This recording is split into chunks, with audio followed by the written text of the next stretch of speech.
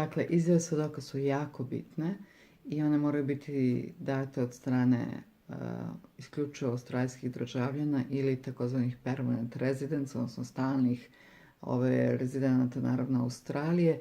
Oni se daju na određenom formularu i overeno od strane Justice of Peace.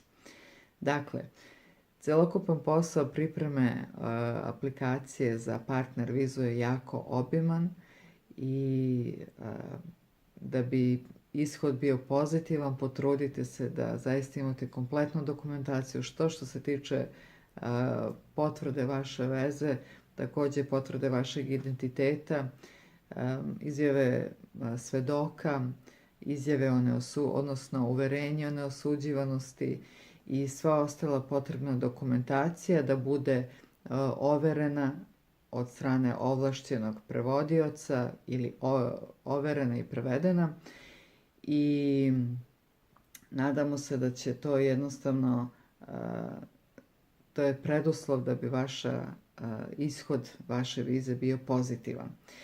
Ukoliko dobijete partner vizu, ukoliko ste zaista srećni da dobijete partner vizu, onda nakon 2 godine postajete permanent resident, a posle toga to je već uvod u državljanstvo.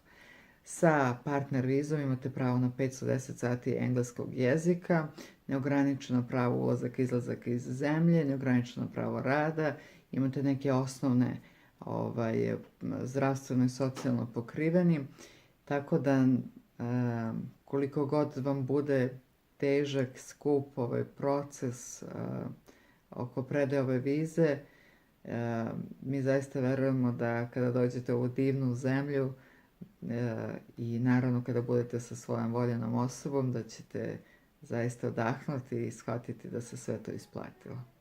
Puno sreće, pratite i dalje naš portal Australijana Serba i u ime agencije World Visa, srdačan pozdrav. Prijetno.